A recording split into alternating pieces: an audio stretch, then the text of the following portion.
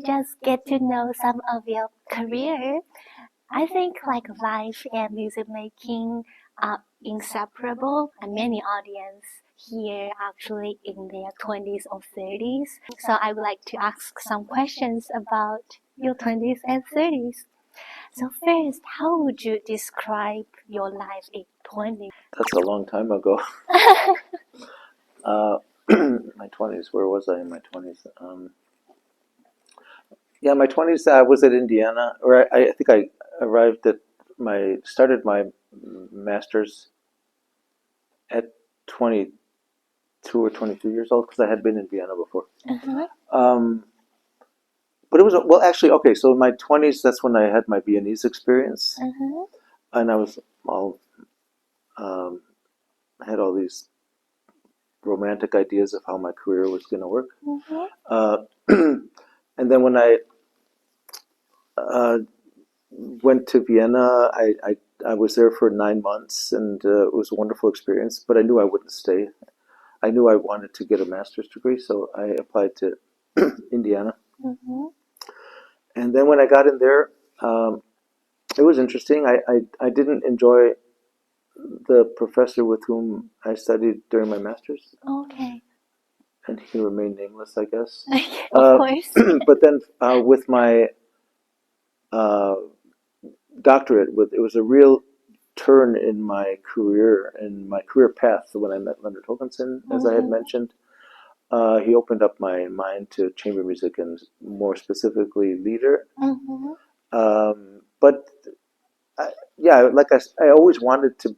I knew I wanted to be a musician. But at that point in my late 20s or mid 20s, after meeting Håkansson, most of his career was in Germany. So then I already started to think, well, I love Germany.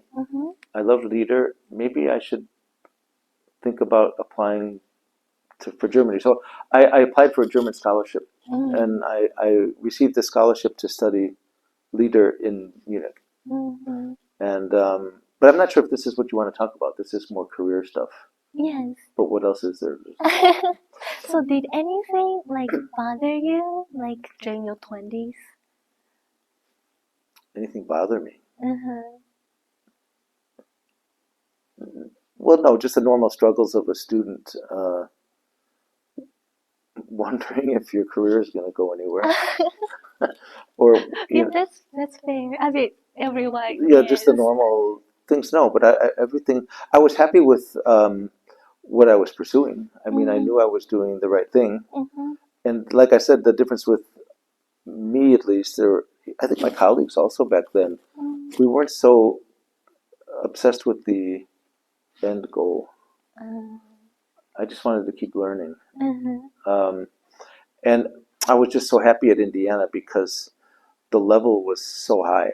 In undergrad, I was kind of a big fish in a small pond, and that in Indiana, I was a minnow in the ocean at the beginning, and then I found my niche. And then there's so many concerts there. I think there were four concerts a day for student recitals, and just not very well attended. Some of the popular students were, but then by the end, oddly enough, my lieder recitals were well attended, and because I was a relentless advertiser, and my singers were always really good.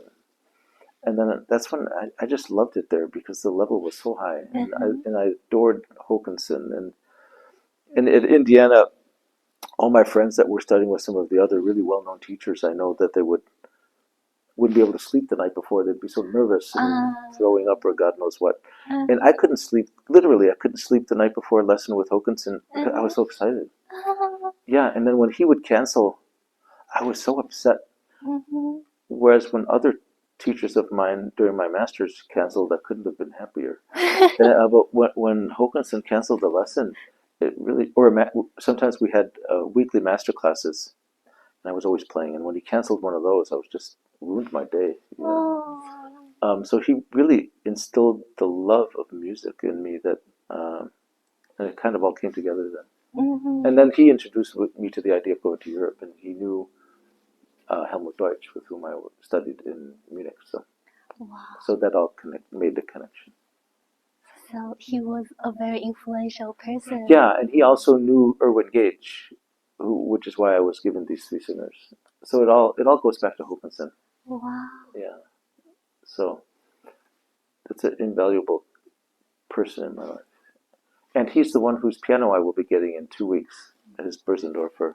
Yes. Yeah, so. Oh, that's so special. Yeah, it's really wonderful for me. So, yeah.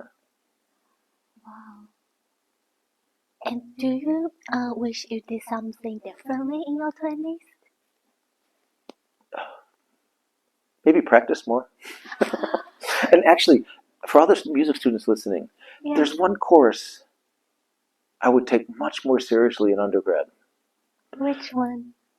Ear training. I wish I took that really seriously and really worked at it, because I have a very good ear that should be and could have been better. And it's one of those courses that, we had an amazing teacher in undergrad for ear training, but I think I was just so intimidated by him. But he was a good teacher. He wasn't the mean kind of intimidating teacher. But this man, Ralph Dodds, was so phenomenal that I thought, well, I could never achieve anything what he's doing here, so I'm just going to skim by and practice piano. And in undergrad, I think I practiced incessantly at the expense of some courses that I really wish I took more seriously. And ear training is really one of them. Yeah, and maybe theory too, but more so ear training. It's just, especially if you have a great teacher, it's just such a crucial thing. That's one thing I wish I had done differently.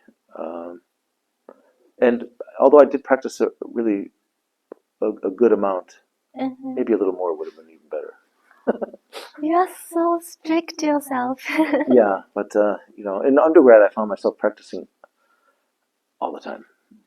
I mean, all the time. Wow. And in my master's, a lot of my time was spent rehearsing. So it's a little bit trickier that way.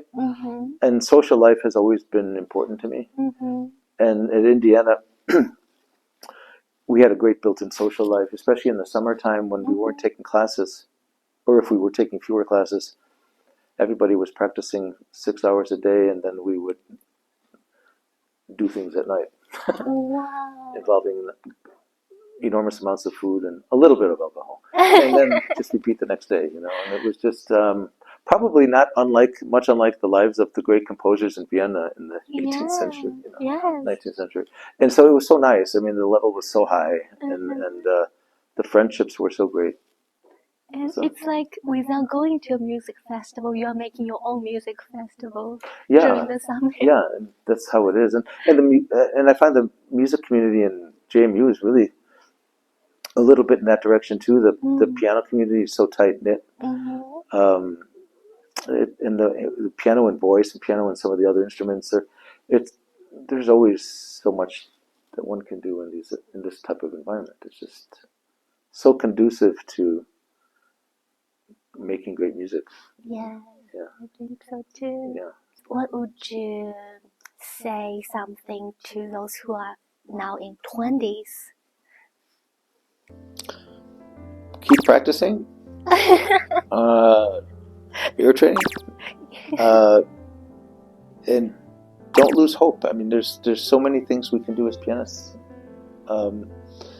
Just find what really in the repertoire and in different genres, find what really sparks your interest the most, and stick with it. Whether it's playing song recitals or setting up a private studio or a church job, there's just unlimited what pianists can do. We're at such an advantage. I think it's a lot easier to set up a piano studio than it is an oboe studio. I mean, that's a lot of work, I would think. And piano students are relatively always available, although I think that's becoming a little bit less. But generally, there's so much we can do, and just pursue your love of music. Yeah. Don't worry about earning yet. Well, don't let your parents hear that, but... Yes. I know 30s for you were a big turning. You found your job and moving back to USA. How would you describe your 30s?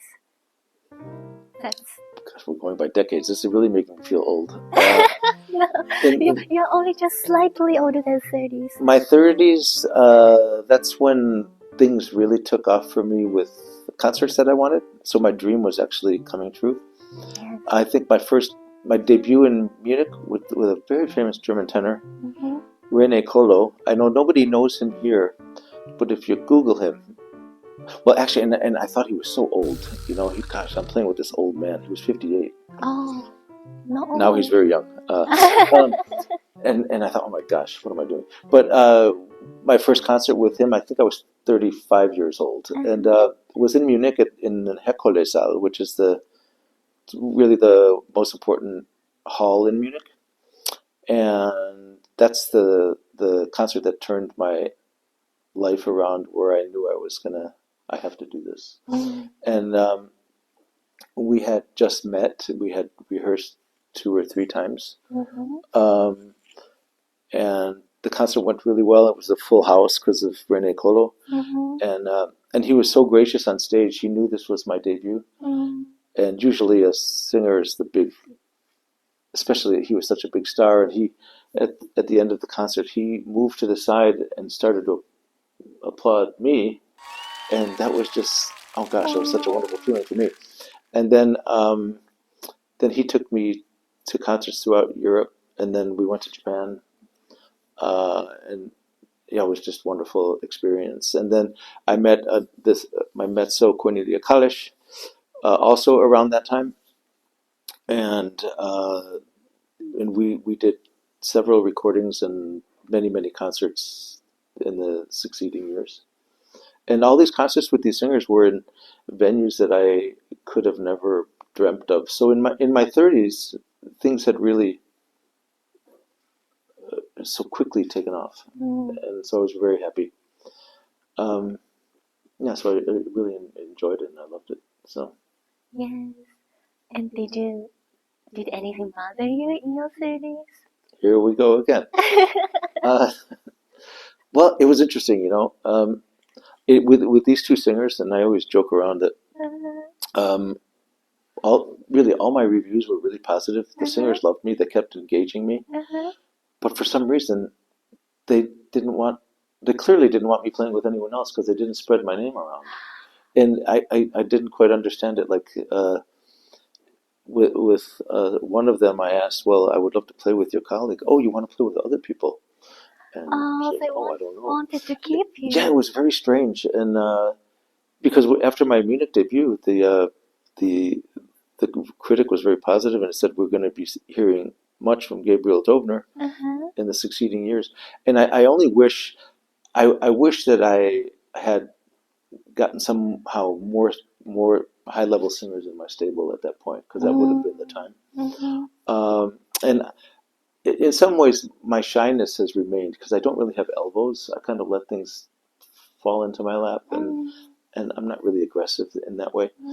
But I'm still very happy for the chances that I had there. And then I met Kevin McMillan, and we did a number of very high level things. But yeah, I mean, we all have things that when you get to be my age, you can look back and say, I wish this had turned out this way. Or I would love to have been a pianist with maybe 10 singers of that ilk instead of 3.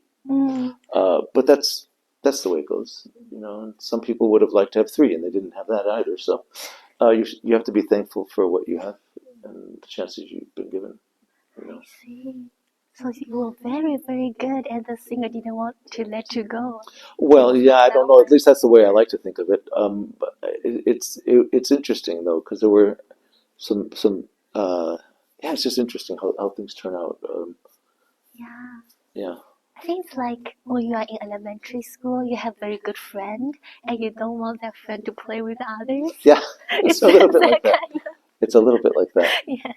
And you know, it's interesting because a leader pianist has many different singers, or some different singers. If any of our singers play with someone else, oh my gosh, I would hate that. Gerhard Siegel doesn't play with anybody.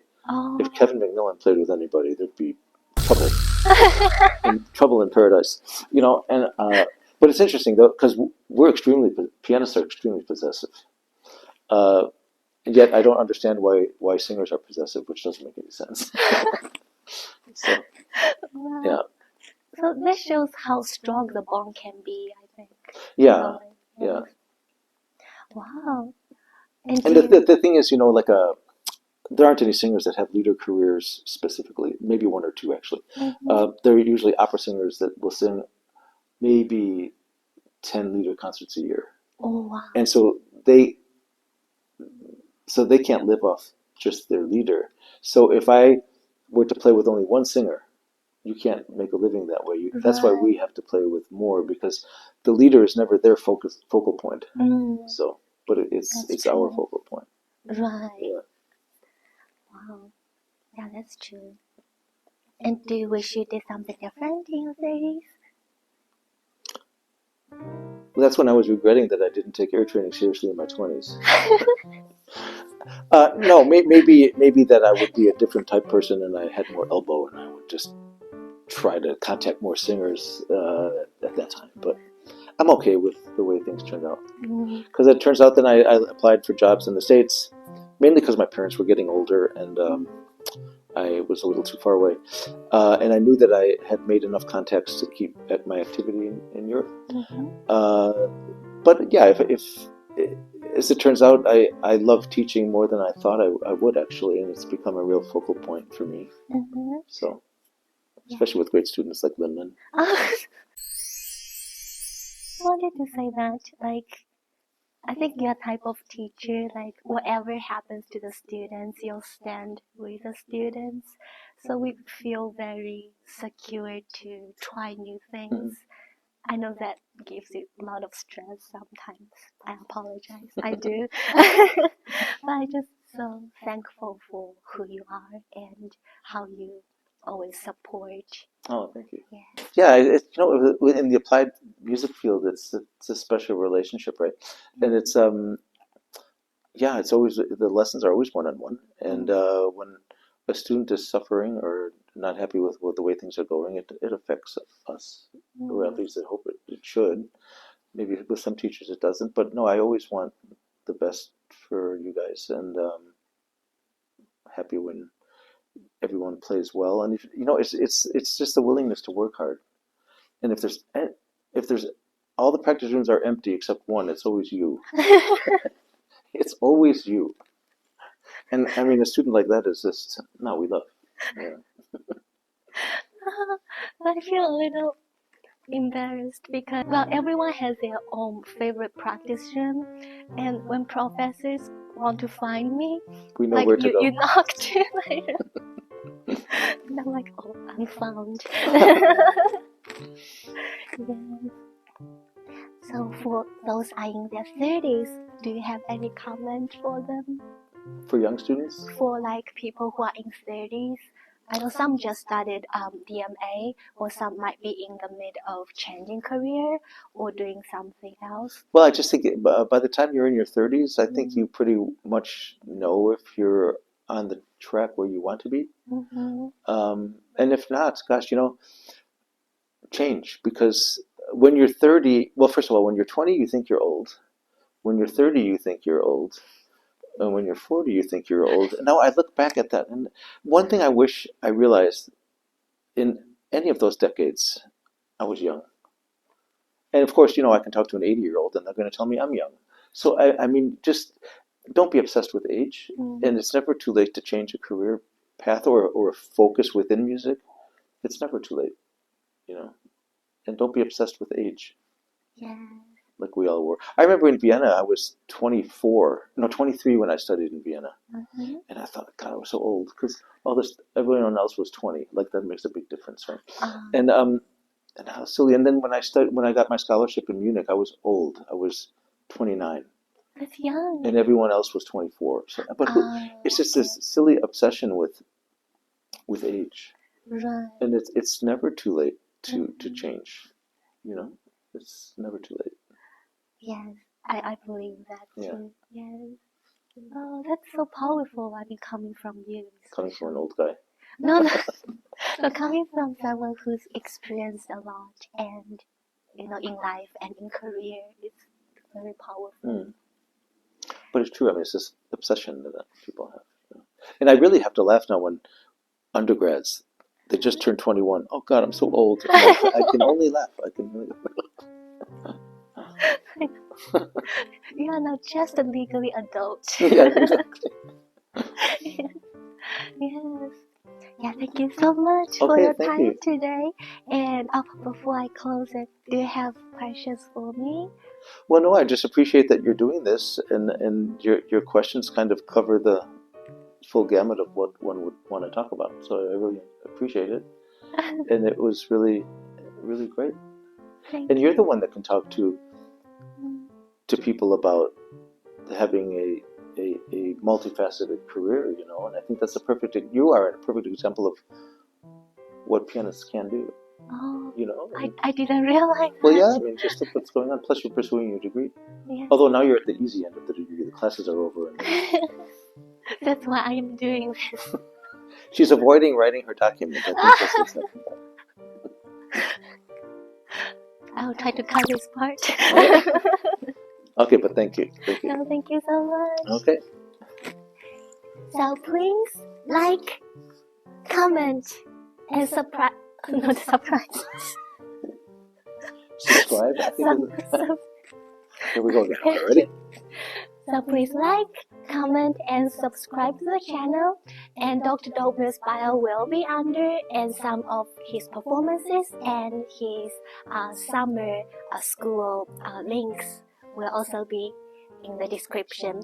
So hope you enjoy this episode, and I'll see you next time. Bye! Bye. Thank you. Thank you. Thank you. Yeah. That was painless.